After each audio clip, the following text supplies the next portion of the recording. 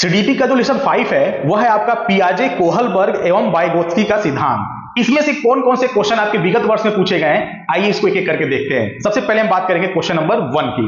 Question number 1 क्या दिया हुआ है? क्वेश्चन नंबर 1 दिया हुआ है पियाजे के विकास की पहली, यानी पियाजे के अनुसार विकास की पहली अवस्था यानी जन्म से लगभग 2 वर्ष आयु, ठीक है ना, के दौरान बच्चा डैश सबसे बेहतर सीखता है, ठीक है ना। इसको समझिएगा। ऑप्शन नंबर 1 देखिए, निष्क्रिय शब्दों को समझने के द्वारा, दूसरा अमूर्त तरीके से चिंतन द्वारा, तीसरा भाषा के नए अर्जित ज्ञान के अनुप्रयोग द्वारा, और चौथा ऑप्शन आपका दिया है इंद्रियों के प्रयोग द्वारा, ठीक है ना। ये 4 ऑप्शन आपके सामने हैं और क्वेश्चन ये पूछा है कि पियाजे के अनुसार विकास की जो पहली अवस्था होती है यानी जन्म से 2 साल की जो अवस्था होती है, ठीक है ना, उसके दौरान बच्चा सबसे बेहतर किस चीजों से, मतलब 4 ऑप्शन में से किससे सबसे अधिक सीखता है, ठीक है। तो इसमें से आपका जो ऑप्शन नंबर कौन सा है?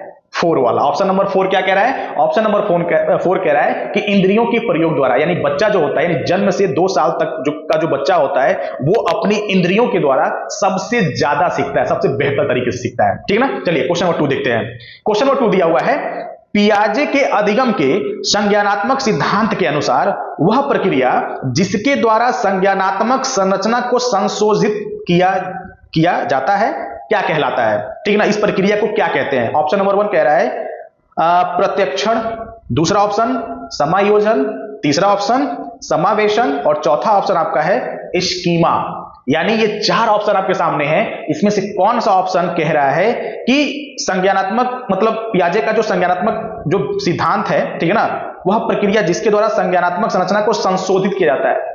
तो 4 ऑप्शन आपके सामने हैं। आई थिंक आप लोग में से कुछ लोग कर भी लिए होंगे, ठीक है ना। तो इसमें जो आपका ऑप्शन नंबर 3 है वो आपका सही है। ऑप्शन नंबर 3 समावेशन, ठीक है ना। चलिए नेक्स्ट क्वेश्चन देखते हैं।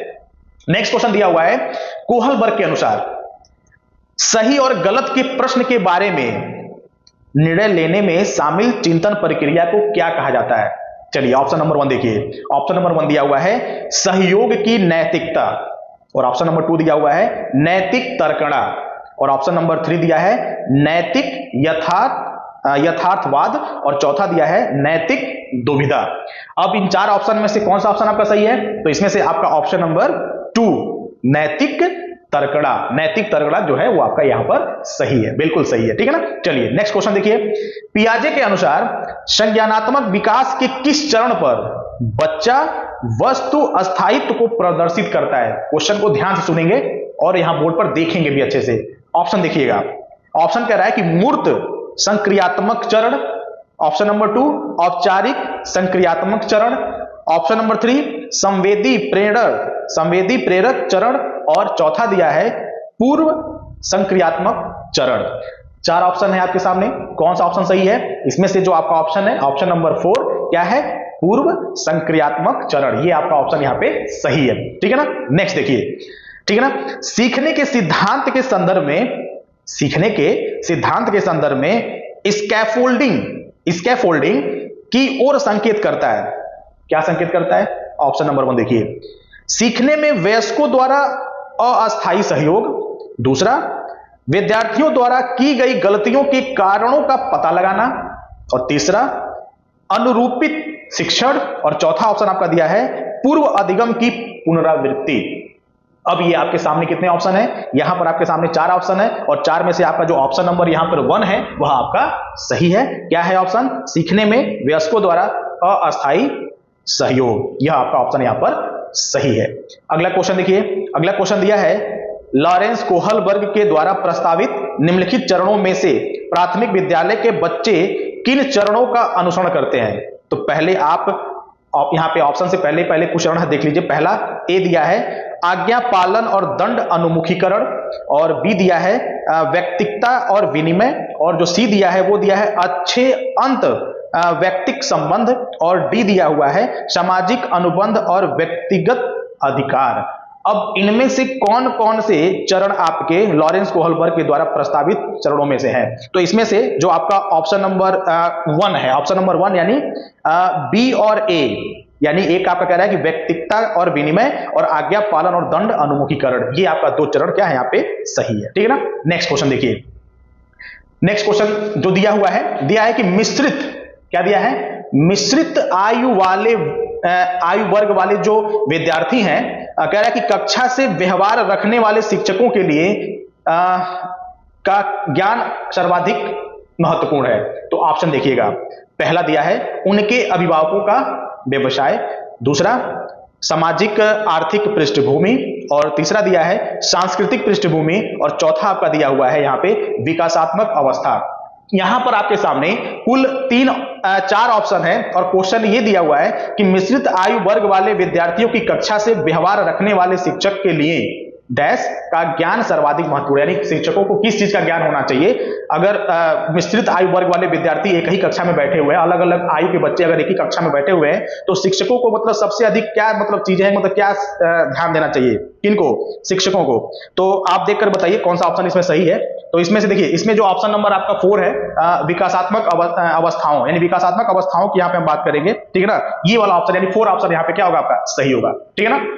नेक्स्ट देखिए, नेक्स्ट क्वेश्चन दिया हुआ यहाँ पे, कर्नैल सिंह कानूनी कार्यवाही तथा खर्चे के बावजूद आयकर नहीं देते हैं। ध्यान समझिएगा, जो कर्नैल सिंह हैं वो कानूनी कार्यवाही तथा खर्चे के बावजूद भी आयकर नहीं देते हैं, ठीक है ना।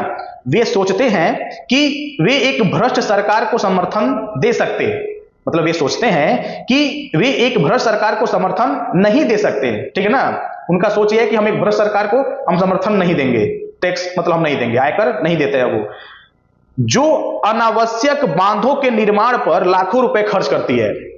मतलब वो सोचते हैं कि जो सरकार एक अनावश्यक मतलब बांध बनाने में मतलब लाखों करोड़ों रुपए खर्च कर दे रही है, ऐसे सरकार को हम आयकर नहीं भरेंगे, ठीक है ना। अब देखिए, वे संभवतः कोहल वर्ग के नैतिक विकास की किस अवस्था में है, यानी कोहल वर्ग के जो नैतिक विकास की जो अवस्था है उसमें से किस अवस्था में है, मतलब जो उनकी सोच है वो कौन सी मतलब अवस्था को बता रही है। तो ऑप्शन नंबर 1 देखिए, ऑप्शन नंबर 1 दिया यहाँ पे परंपरागत, दूसरा दिया है आपका पश्च परंपरागत, और तीसरा दिया है यहाँ पे पूर्व परंपरागत, और चौथा ऑप्शन आपका दिया हुआ है परापरंपरागत। अब इन 4 ऑप्शन में से कौन सी अवस्था में आपके ये कर्नैल सिंह होंगे। तो इसमें से जो आपका ऑप्शन नंबर 2 है पश्च परंपरागत, ये वाला ऑप्शन यहाँ पे क्या है आपका, सही है, ठीक है ना। नेक्स्ट देखिए, नेक्स्ट दिया हुआ है, बच्चों के व्यवहार को समझने के लिए विद्यार्थियों के घर के वातावरण का महत्वपूर्ण स्थान है। बिल्कुल सही स्थान है, बच्चे सबसे अधिक अपने घर से सीखते हैं, अपने परिवार से सीखते हैं, ठीक है ना। तो कह रहा है यहाँ पे आगे, तथा इससे प्राप्त सूचना को प्रभावशाली शिक्षा शास्त्र के निर्णय निर्माण से जोड़ा जा सकता है। यह तथ्य अधिगम के किस सिद्धांत से संबंध रखता है। तो ऑप्शन देखिए, सबसे पहले 1, ऑप्शन 1 दिया है रचनावादी सिद्धांत, दूसरा दिया है सामाजिक रचनावादी सिद्धांत, और तीसरा दिया है व्यवहारवादी, और चौथा दिया है यहाँ पे आपका पारिस्थितिक, यानी यहाँ पे पारिस्थितिक आपको दिया है यहाँ पे इकोलॉजिकल। यानी अब इसमें से 4 ऑप्शन आपके सामने है, इन 4 ऑप्शन में से कौन सा ऑप्शन है जो कह रहा है मतलब यहाँ पे सही है। तो यहाँ पर जो आपका ऑप्शन नंबर 2 है सामाजिक रचनावादी, यह सिद्धांत आपका यहाँ पे क्या है, सही है, ठीक है ना। नेक्स्ट क्वेश्चन देखिए, ठीक है ना, इजी है क्वेश्चन सारे, ठीक है ना। उम्मीद है आप लोग बेहतर स्कोर कर रहे होंगे, इसमें अच्छा कर रहे होंगे, ठीक है ना। कमेंट करके बताएंगे कितना आपका इसमें से क्वेश्चन आपका सही हो रहा है, ठीक है। आगे देखिए, निम्नलिखित में से कौन सा निहितार्थ पियाजे के संज्ञानात्मक विकास के सिद्धांत से नहीं निकाला जा सकता है। तो ऑप्शन नंबर 1 है आपका खोजपूर्ण अधिगम, दूसरा दिया है शाब्दिक शिक्षण की आवश्यकता, और तीसरा दिया है आपका बच्चों की अधिगमनात्मक तत्परता के प्रति संवेदनशीलता, और आपका चौथा दिया है व्यक्तिक भेदों की स्वीकृति। ये 4 ऑप्शन आपके सामने हैं, और इन 4 ऑप्शन में से कौन सा ऑप्शन आपका सही है। तो इसमें से जो आपका ऑप्शन नंबर 2 है क्या कह रहा है, शाब्दिक शिक्षण की आवश्यकता, यानी शाब्दिक शिक्षण की आवश्यकता को हम क्या कर सकते हैं, पियाजे के संज्ञानात्मक विकास के सिद्धांत से नहीं निकाल सकते हैं, इसलिए यहाँ पे ऑप्शन क्या है आपका, सही है। तो उम्मीद है ये आपको वीडियो काफी अच्छी लगी होगी। आपके विगत वर्षों में पूछे गए ये आपके लेसन 5 के क्या कहते हैं कुछ इंपॉर्टेंट आपके क्वेश्चन थे, ठीक है ना। तो आप कितना स्कोर आप कर रहे हैं आप कमेंट बॉक्स में करके बताएंगे। नेक्स्ट वीडियो में हम फिर एक नए लेसन के साथ मिलेंगे। धन्यवाद।